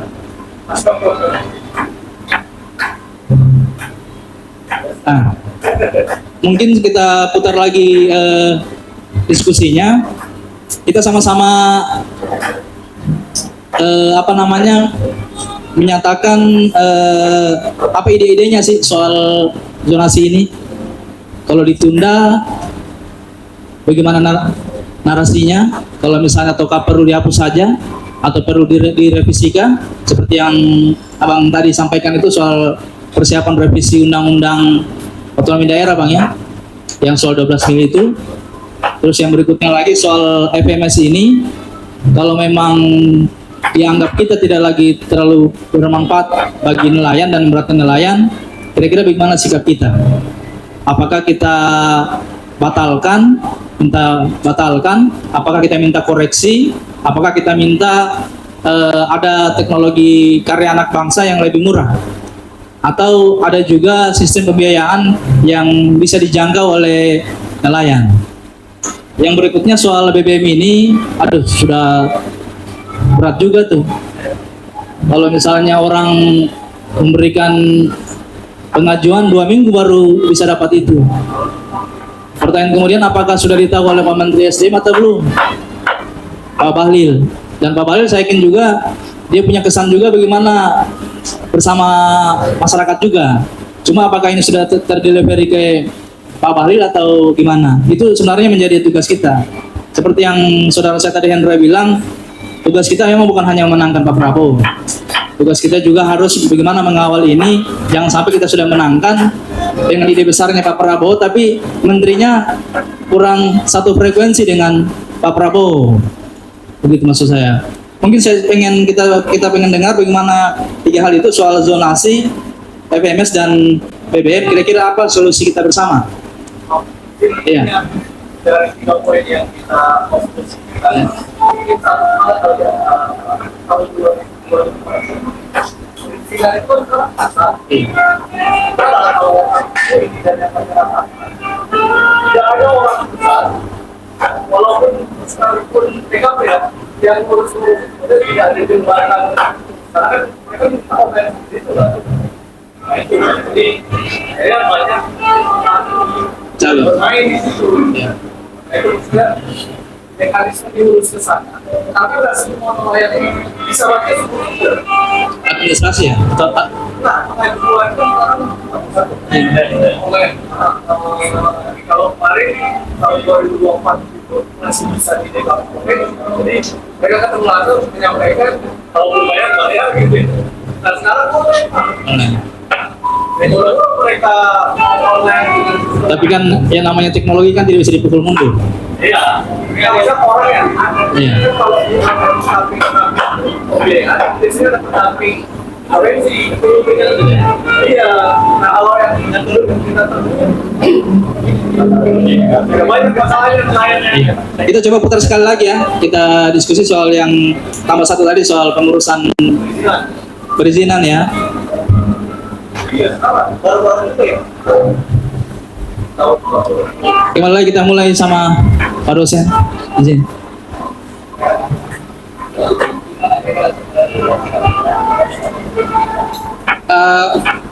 Saya kira ada beberapa hal saja menurut saya. Yang pertama soal peraturan pemerintah dan turunannya itu mungkin perlu dievaluasi gitu. Kan dievaluasi ya, ditinjau lagi karena bukan saja di Jawa Tulungagung tadi Pak, di Lampung juga tidak tahu itu nelayan PIT itu apa. Serta nelayan kok tahu nggak PIT, nggak tahu apa juga katanya. Jadi banyak kebijakan pemerintah itu tidak pernah tersosialisasikan pada tingkat bawah. Contohnya misalnya traceability gitu ya. Jadi misalkan ikan itu harus ketahuan ditangkap dari mana gitu. Itu tidak pernah tahu nelayan. Memang ada aturan itu kan. Coba kan bayangkan gitu. Sama nelayan enggak. Ini kan pemerintah bikin di atas nggak pernah kasih tahu ke bawah. Gitu. Dia berharap ke dinas daerah kan nggak mau kerja kalau nggak ada apa namanya biaya ini dana SPPD-nya. Gitu. Iya, artinya perlu disosialisasikan Pak.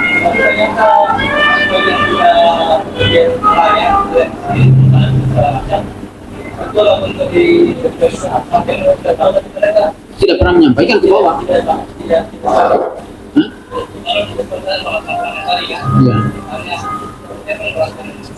Iya. Iya. Dan banyak yang tidak tahu itu aturan-aturan itu. Kalau misalnya memang satu lagi ya soal tadi kolateral.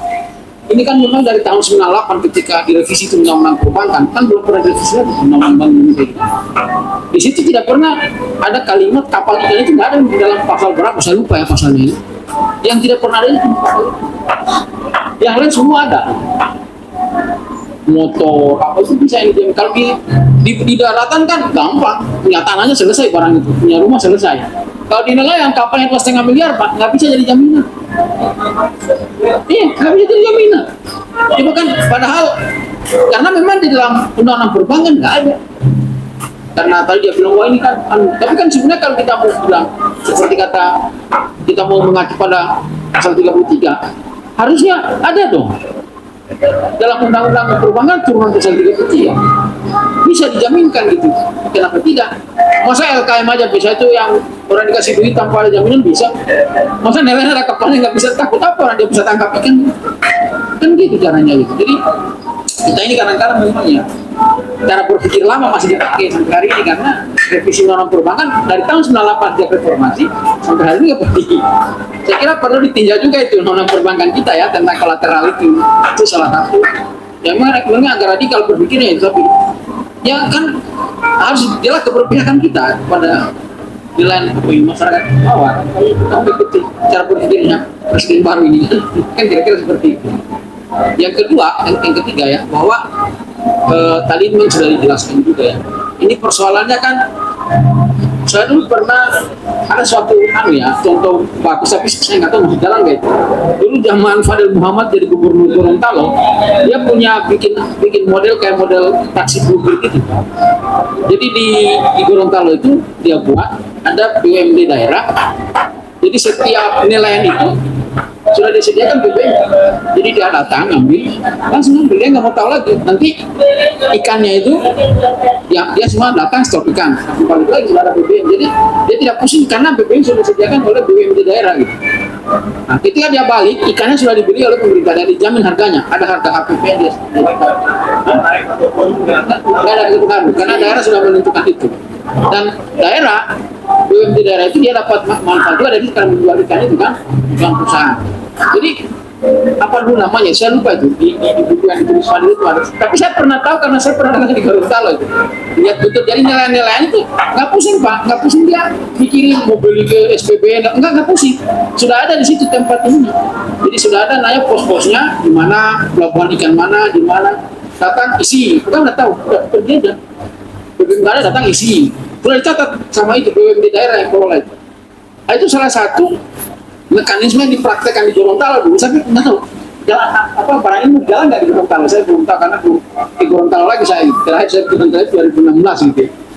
Jadi itu salah satu contoh yang menurut saya bisa diterapkan di semua daerah asalkan pemerintah daerahnya itu mau mengerjakan itu. Jadi dia bikin BUMD daerah, BUMD badan usaha milik daerah. Nah, nanti dia yang kelola BUMD. Dia mungkin tidak besar selisihnya yang dapat dari tangkapannya. Dia nilai tidak pusing lagi BBM. Sudah disikat. Jadi semua dikelola oleh daerah. Jadi daerah bekerja sama dengan Pertamina. Jadi dia itu. Jadi ini sebetulnya kalau kita sebut bagaimana antara pemerintah daerah, BUMD inilah sebetulnya yang diamanatkan pasal 33 itu. Jadi bagaimana peran negara di situ, BUMD maupun BUMN antara Pertamina dan BUMD bisa menyediakan sebesar-besar untuk kemampuan daerah itu. Bersinergi dan menyediakan itu sehingga nelayan tidak pusing gitu. Dia nggak mikir lagi, aduh berapa harga seluruhnya kan?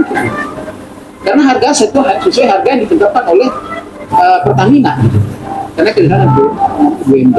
Nah, daerah BUMD itu dia ambil nilai selisih sedikit dari harga ikan yang dia beli dari masyarakat, kemudian dia jual ke pengusaha, dia jual ke pasar dan sebagainya. Jadi itu strategi yang saya pernah lihat di Gorontalo waktu yang Fadil jadi gubernur. Saya tidak tahu sekarang apa masih jalan karena sudah dalam Gorontalo. Saya lebih berapa tahun? 2016 terakhir saya ke Gorontalo itu.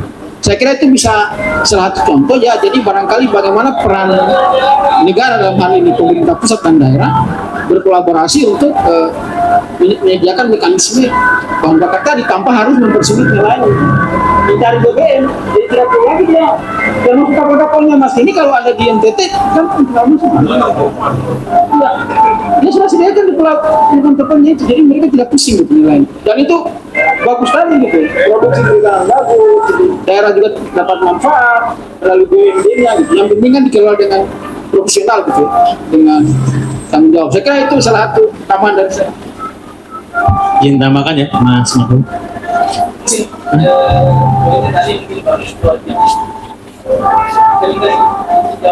Ya.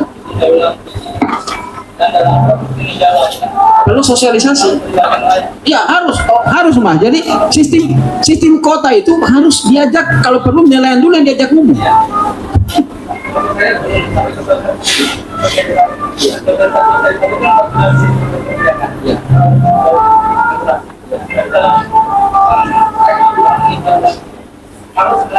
Ya, karena di negara-negara mereka sistem kota yang bagus itu dia mulai dari nelayan dulu.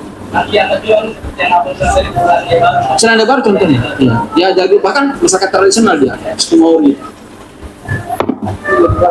Karena selama ini kita tidak pernah mengajak nelayan memproduksi sebuah kebijakan itu, sehingga nelayan bingung kan. Kita tanya Pak itu nggak tahu siapa PIT, sama apa dengan nelayan di Lampung nggak tahu juga di apa PIT itu katanya. Tapi kalau kita ajak nelayan, kemudian kan kita sudah punya Pak, namanya permen tentang jalur-jalur tangkap. Ya? Jalur tangkap itu kan sebenarnya zonasi juga. Apa bedanya? Ada jalur satu kan dibagi 3 itu, jalur 1, jalur 2, jalur 3 kan, baru JTE sama tidak melibatkan juga jalur-jalur itu. Jadi memang di Indonesia ini memang sistemnya sentralistik kan, kebijakan-kebijakan. Jadi kalau itu dilibatkan nelayan, saya kira ceritanya akan lain.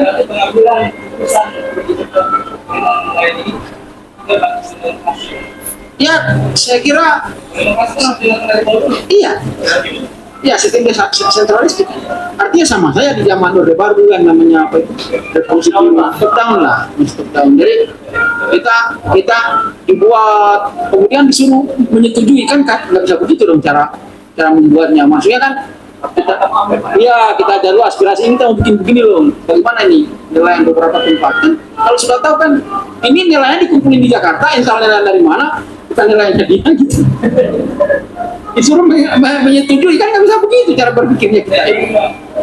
Tadi ini bisa juga kita audio dari sampah. Ada gitu, ada gitu ya. Terus pimpinan. Iya, kita audio ada sama. Ya.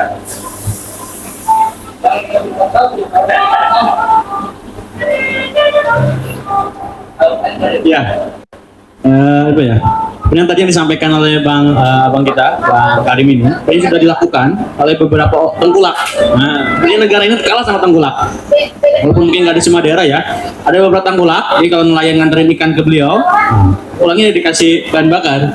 Sebenarnya negara harus belajar kepada para tengkulak ini. Nah, hanya saja beberapa hal ada yang kurang di tengkulak ini. Biasanya nelayan ini buta soal harga ikan. Gitu. Nah, kalau negara mungkin nanti bisa memperbaiki di sisi itu. Kemudian soal BBM ya Bang ya, itu apa ya, susah mungkin kalau kita bawa motor ke SPBU langsung dapat ya. Kan nelayan repot Bang, harus ngurus beberapa dokumen, itu ada pas kecil dan sebagainya. Nah sebenarnya ada namanya kartu kusuka, harusnya bisa sakti seperti nama menterinya Pak Sakti.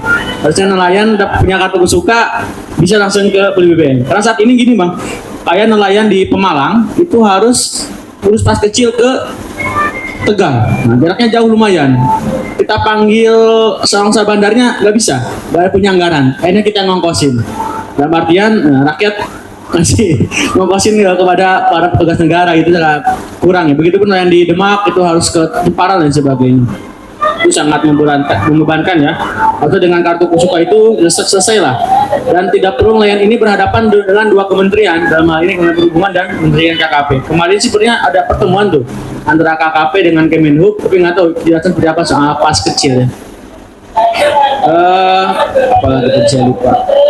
Kemudian soal PIT, benar tadi Bang Karim harus dicek kembali, diperkuat aspirasi dari masyarakat. Demikian, terima kasih. Saya tuh waktu di Lampung itu lucu sekali ya. Jadi kan harga subsidi nelayan kan waktu itu 2003 5.500 Pak. Tapi karena si nelayan ini sudah punya kartu itu, ketika dia bawa di SPBU tidak berlaku, tidak mau SPBU melayani. Akhirnya apa? Dikumpulkan kartu itu oleh bosnya semacam juragan. Tapi bisa. Tapi si juragan dia jual ke nelayan jadi 8.000. Kan kasihan gitu loh, jadi yang berkeuntungan lagi gitu. Jadi kalau, aduh saya bilang kok jadi begini cara kerja kita. Lantas gimana Pak, Bapak dapat salah? Ya hasilnya segitu Pak, jadi dia tidak bayar menang, nanti dia potong di hasil tangkapannya. Jadi 8.000, padahal sebenarnya mereka cuma 5.500 Pak. Ini jadinya lapat saya. Terus dia nelayan, kacau kayak gitu cara berpikir. Ya kenyataan di lapangan begitu, jadi kasihan itu loh nelayan kita. Jadi ya gimana ya, ini sesuatu yang menurut saya paradoks juga, disebut paradoks ya paradoks. Pemerintah sudah mengeluarkan kebijakan subsidi 5.500 tapi dia galak kan begitu. Itu Bang, soal tadi BUMD ya. Mungkin itu sudah bagus, mungkin kapal ukuran 7 GT ke atas bisa masuk BUMD, mungkin yang 7 ke bawah bisa diurus oleh BUMDes misalnya. Nah, bagi-bagi tugas gitu. Nah, koperasi boleh gitu. Biar bebannya nggak terlalu berat di BUMD ya, mungkin bagi-bagi ke BUMDes. Kita juga kan penyuplai makan bergaji gratis itu dari BUMDes juga nggak salah. Nah, itu mungkin gitu. Soal itu, soal pembiayaan. Pembiayaan itu kalau bisa tidak disamakan seperti PNS tiap bulan ditagih ya, karena mohon izin nelayan ini karena ada bulan-bulan tertentu yang tidak ada pendapatan. Ini juga pengalaman teman saya yang jadi LPPLU ya. Nah itu susah itu kalau nagihnya bulan Oktober, November, Desember itu. Nah, sudah libur sebulan Pak. Nah jadi nah itu ini sebenarnya udah diterapkan Bang sama apa namanya Tapera kemarin udah bikin undang-undang lagi rumusan biar menyesuaikan seperti itu agar sesuai lah dengan apa saya.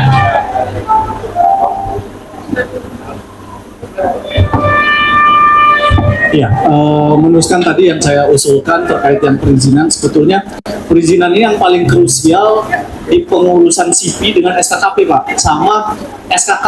SKK itu sertifikat kelayakan kapal. Nah, ini yang sekarang prosesnya itu tidak lagi offline tapi online, mirip-mirip kalau mungkin teman-teman di OSS One Single Submission itu yang punya Kementerian Investasi.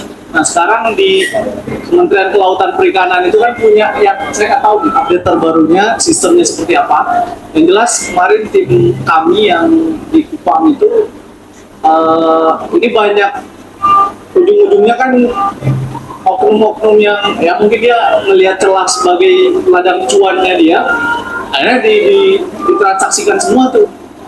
Nah, maksud saya apakah tidak ada perpanjangan tangan dari Kementerian KKP pusat untuk kemudian entah ini bentuknya sosialisasi atau seperti apa. Yang jelas ini belum sampai nih. Ini kan proses migrasi nih di Januari ini, migrasi dari data yang sebelumnya tahun 2024 itu kan semuanya berakhir tuh, sistem yang lama. Nah, itu bab perizinan tuh, khususnya untuk CP, SKKP dan SKK. Kemudian yang kedua, mungkin tadi hanya menambahkan saja dari yang disampaikan Pak Karim sama Bang Hendra. Jadi memang poin kita salah satu yang menjadi problematika nelayan di Indonesia itu juga adalah akses pasar. Memang betul. Akses pasar ini jangan sampai kita menemui lagi kejadian-kejadian seperti yang disampaikan tadi di Aceh gitu. Akhirnya mereka mengubur ikan-ikan hasil tangkapan mereka karena tidak adanya kepastian pasar. Ada kepastian pasar tapi nggak mau beli, ya sit of the bull gitu. Bukan bullshit lagi, sit of the bull. Jadi ini yang harus kita perhatikan juga. Kalau misalkan konsep BUMD tadi itu agak-agak berat di LPMUKP-nya. Saya udah coba tuh. Bahkan di 2 wilayah, di NTT, di Kupang sama di Banyuwangi, Jawa Timur. Mereka tidak mau basis BUMDes ataupun ini, mereka lebih cenderung per tahun ini di peraturan tahun 2025 ini itu mereka basisnya operasi Pak. Bahkan dananya spillnya kemarin sama rekan-rekan saya yang di KKP itu mereka kurang lebih tahun 2025 itu sekitar 2,3 penyertaan di LPMKP, 2,3 triliun. Nah, kalau yang kemarin di tahun-tahun sebelumnya itu kan sebenarnya dari 3 triliun apa sekian triliun, tapi yang cair hanya 700 atau 800 miliar gitu. Nah, sementara yang NPL ya, non performing loans, pembiayaannya, kredit macetnya itu sangat tinggi. Akhirnya dievaluasi basisnya koperasi. Maksud saya, kita yang ada nelayan yang ada di sini itu ngacunya buat aja koperasi berarti, karena yang akan dibiayai itu sama mereka basisnya koperasi. Sama informasi juga di Kemenq itu kan ada PIB, yang investasi pemerintah tuh. Nah, itu bisa kita akses juga sebetulnya, tapi basisnya lagi-lagi koperasi Pak. Eranya Pak Prabowo mungkin kalau saya lihat dari akses pembiayaan, khususnya yang jarang tersentuh oleh perbankan-perbankan, yaitu basis koperasi sekarang. Karena di UMKM juga basisnya koperasi, syarat untuk mengajukan. Kalau kamu punya di LPDB, ya udah silakan katanya. Kemarin saya sempat diskusi bab nelayan ini, mereka mau tapi dengan catatan harus dengan koperasi. Kira-kira seperti itu. Terima kasih. Iya, kelembagaan. Saya tambahkan tentang koperasi. Kebetulan saya itu beberapa kali melakukan pelatihan tentang koperasi nelayan. Jadi saya sepakat kelembagaan koperasi ini. Hanya memang persoalannya di koperasi nelayan itu SDM. Jadi kan sekarang koperasi itu kan dia harus punya dokumen 12 dokumen yang harus dia penuhi gitu ya. Tapi sekarang kan dengan sistem digitalisasi itu kan juga bisa dibuat lebih mudah, ya kan? Dia bisa pakai HP langsung bisa dia lanjut tinggal dan sebagainya kan, seperti itu bisa. Tetapi memang harus dilatih dulu nelayan itu supaya dia paham. Karena kan tidak semua nelayan kita mampu kan, mampu memasukkan ini, memasukkan ke itu, dan sebagainya kan gitu ya. Jadi persoalan-persoalan seperti itu, terutama pengelola koperasinya. Kalau itu koperasinya pengelolanya bagus, saya yakin bagus koperasinya. Karena itu persoalannya di situ Mas. Jadi jangan sampai nanti koperasi itu nanti semua lagi bikin koperasi, tapi ini gagal lagi. Tapi mendingan koperasi yang sudah ada, yang sudah mulai ada, itu yang bisa kita perkuat kelembagaannya, SDM-nya, permodalannya. Saya kira kalau itu jadi, itu bagus sekali koperasi itu, karena memang di dunia ini kan koperasi perikanan itu yang paling maju ya banyak di negara yang Jepang, Denmark, Norwegia sudah. Iya, saya kira perlu juga kita ada di dalam koperasi. Saya sebenarnya kenal sama Mas Ferry gitu, Ferry Julianto itu kan kawan saya dulu di Cides kan. Dia pernah telepon, cerita saya kan. Tolong bantu kan koperasi jelas. Saya bilang ya nanti kita diskusi mas saya bilang saya belum ada kita mulai. Jadi itu memang perlu koperasi nilai ini kita perkuat sekarang. Saya kira Pak Prabowo khususnya karena memang ada bukunya bapaknya ini, bahkan bukunya bapaknya itu mengusulkan suatu ide yang saya kira belum pernah didengar itu, bagaimana reforma agraria itu berbasis koperasi. Nggak pernah itu ada yang mengungkapkan itu. Di buku dia itu ada itu yang ditulis Mas Dawam itu, tentang pemikiran Semitul Juhadi Kusumo. Jadi beliau itu kan pemikirannya memang bagus sekali ya, ide-idenya itu bagus gitu. Jadi kalau kita baca ulang pemikiran dia tentang koperasi bagus sekali. Saya kira itu deh. Pak, singkat aja nih. Ada yang menarik soal koperasi ya. Ini ada kemajuan dari koperasi yang bikin SPBUN. Kalau Bang Rija dulu butuh 3 tahun baru jadi SPBUN-nya koperasi. Nah, kalau kami di KNTI baru kemarin paling lama ada yang setahun, ada yang 6 bulan. Tapi lagi-lagi itu harus sungguh-sungguh yang ngurus administrasinya karena wah berat itu. Jadi kalau yang ngurus itu pure dia sebagai profesi nelayan, wah tidak mungkin. Makanya saya tanyakan ke anak muda aja yang ngurusnya itu. Demikian, bukan melemahkan nelayan ya, begitu keadaannya. Nanti kalau kita mau ada pengaruh kita ikut dengan iya.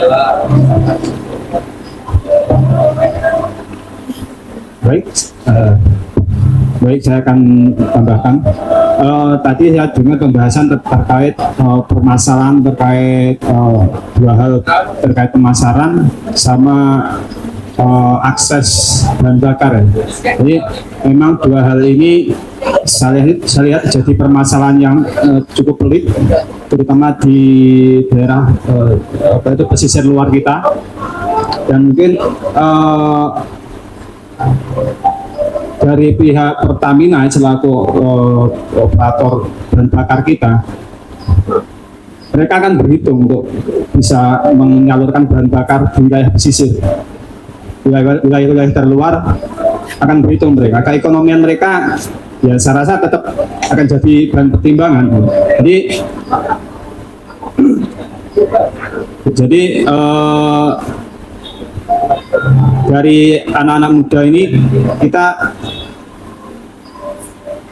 saya dengar ada beberapa riset juga yang bisa jadi alternatif untuk pengembangan energi ya. Jadi karena terkait pemasaran juga untuk bisa dipasarkan ke luar wilayah mereka akan harus mengolah dulu, minimal mereka akan bikin freezer atau sistem pendingin yang lain, dan itu juga perlu energi. Nah, energi bisa listrik, bisa dengan bahan bakar minyak. Sementara itu, tapi kalau pulau-pulau terluar, ada nggak energi yang bisa mensuplai seperti itu? Nah, saya arahkan itu untuk riset-riset terkait kelautan ini, energi itu pihak mana yang punya otoritas untuk menaungi? Sudah ada nggak riset terkait ini dan bisa ditampung untuk diakomodasi gitu? Mungkin ini salah satu yang mungkin jadi solusi juga untuk pengembangan pemerataan nelayan-nelayan kita di wilayah terluar. Kalau kami di Tulungagung alhamdulillah terkait energi tidak ada masalah karena dekat bisa diakses gitu ya. Tapi dari nelayan yang ada di Morotai dan terus kemudian di Kupang seperti itu perlu alternatif energi gitu. Jadi supaya hasil tangkapan mereka bisa punya nilai tambah, ya sampai dibuang-buang seperti di Sabang gitu kan.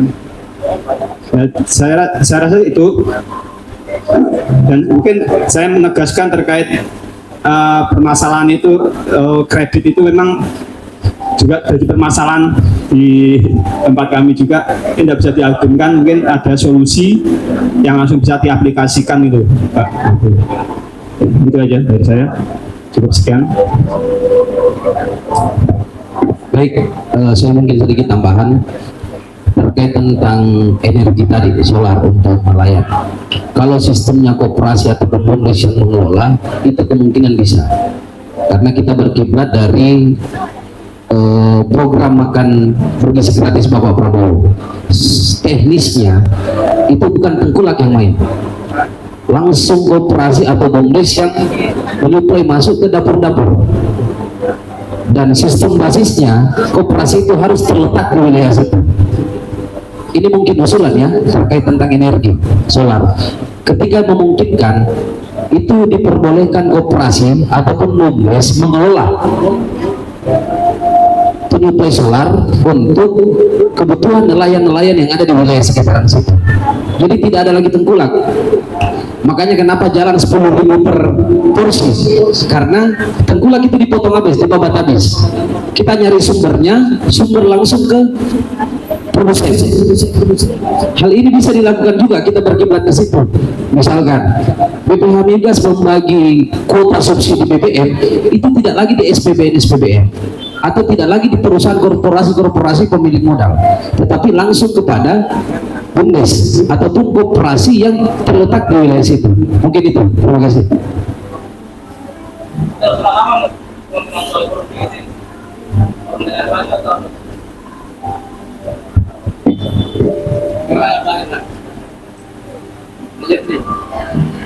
Harus kita bikin kayak forum gitu.